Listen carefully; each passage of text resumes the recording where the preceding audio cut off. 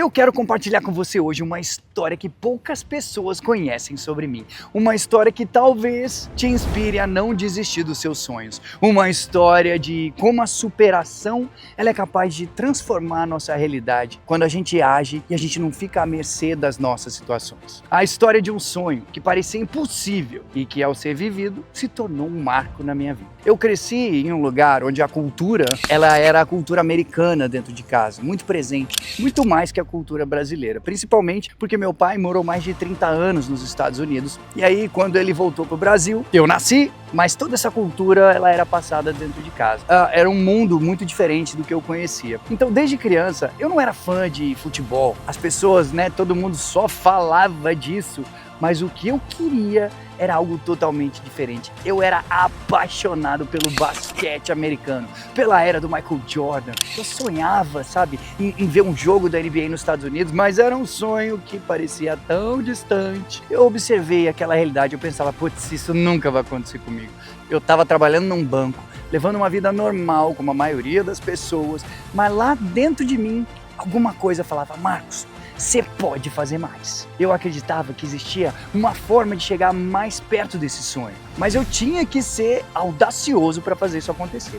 O que eu não sabia era que essa jornada de superação, ela começaria com uma decisão simples, mas transformadora. Foi então que eu pensei, o que eu posso fazer hoje que não dependa de ninguém, que não dependa de dinheiro, que só eu posso fazer? Eu comecei a cantar nas ruas, é sério, com base gravada, botava o chapéu, a caixa de som, e aí eu esperando que alguém me ouvisse e visse em mim algo além de um simples cantor de rua. Foi aí que algo incrível começou a acontecer.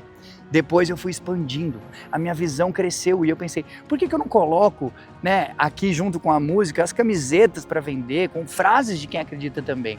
E eu fui criando, colocando tudo que eu sentia nessas camisetas. E elas foram sendo vendidas também. Colocava CDs para vender, meus livros autografados. Cada centavo que eu ganhava, eu guardava. Eu guardava porque eu sabia que esse dinheiro não era só para pagar as contas, era um investimento no meu sonho. E nesse momento, eu sabia que a minha jornada ela estava só começando.